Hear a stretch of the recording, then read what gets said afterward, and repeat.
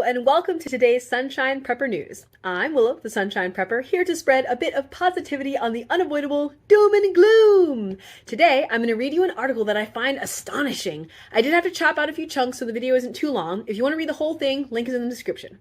Take a nice deep breath and a big sigh to prepare yourself for this one. All right, so this article is about an article from the New York Times. Here we go. For the past 2 years, nearly every reference in the U.S. media to the February 2022 invasion of Ukraine by Russia has been preceded by an obligatory word: unprovoked. The public was told that this was a war without cause, that Ukraine was blameless, and that the invasion was to be explained entirely in terms of the intentions and psychology of one man, Russian President Vladimir Putin. However, on the weekend of the second anniversary of the war, the New York Times published a lengthy article revealing that the Russian invasion of Ukraine was instigated by a systemic and widespread campaign of military intelligence aggression on the part of the United States. This article details long-standing CIA operations in Ukraine, in which the agency sponsored and built up the Ukrainian military intelligence agency HUR, using it as a weapon of spying, assassination, and provocation directed against Russia for more than a decade. The Times writes, towards the end of 2021, according to a senior European official, Mr. Putin was weighing whether to launch his full-scale invasion when he met with the head of one of Russia's main spy services, who told him that the CIA, together with Britain's MI6, were controlling Ukraine and turning it into a beachhead for operations against Moscow. The Times report demonstrates that this Russian intelligence assessment was absolutely true.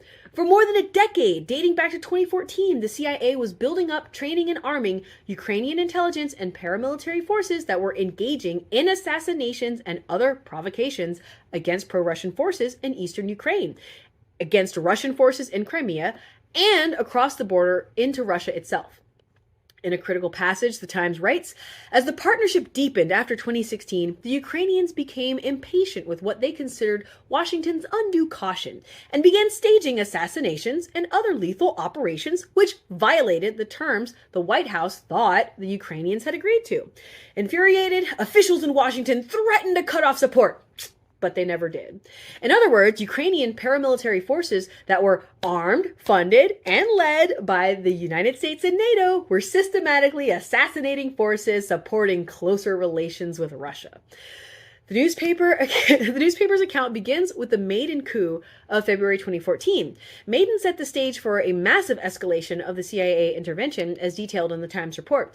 The intelligence agency played a central role in fueling conflict between Ukraine and Russia, first as a low-level war against pro-Russian separatists in eastern Ukraine, and then as a full-scale war after the invasion in February 2022.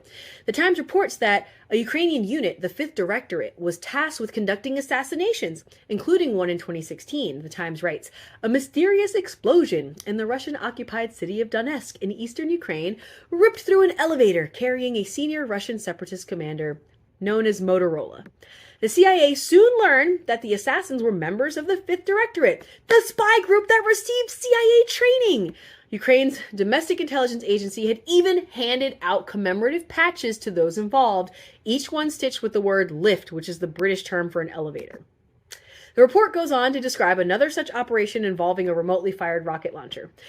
The CIA found its Ukrainian allies very useful in collecting vast amounts of data on Russian military intelligence activity, so much that the HUR itself couldn't process it and had to forward the raw data to CIA headquarters in Langley, Virginia. They estimate around 250 to 300,000 Russian military/intelligence messages were being collected each day, not just related to Ukraine, but concerning Russian intelligence activity all over the world. All these activities occurred well before the Russian invasion in 2022. The outbreak of full-scale war led to even more direct CIA engagement in Ukraine. According to the Times, within weeks, the CIA had returned to Kiev and the agency sent in scores of new officers to help the Ukrainians. A senior U.S. official said of the CIA's sizable presence, "Are they pulling triggers? No. Are they helping with the targeting? Absolutely." In other words, the CIA was helping direct the war, making the U.S. government a full participant, a co-belligerent in a war with nuclear-armed Russia, despite Biden's claim that the U.S. was only aiding Ukraine from afar. And all this without the American people having the slightest say in the matter. The Times account also provides an inadvertent indictment of the American media. The newspaper writes, the details of this intelligence partnership many of which are being disclosed by the New York Times for the first time, have been a closely guarded secret for a decade. This admission means these secrets were closely guarded by the Times itself. The Times article is not so much an exposure as a controlled release of information. The two authors of the piece conducted more than 200 interviews with current and former officials in Ukraine, elsewhere in Europe, and in the US. This activity could hardly have taken place without the knowledge, permission, and encouragement of the CIA, as well as the Zelensky regime and Ukrainian intelligence. The exposure of a decade of CIA operations in Ukraine, clearly at the request of the agency itself, appears to be linked to the ongoing conflict within the U.S. ruling elite over what policy to adopt in that war. Congressional Republicans have blocked further military and financial aid to Ukraine, effectively declaring that the U.S. must cut its losses there and concentrate on the main enemy, China.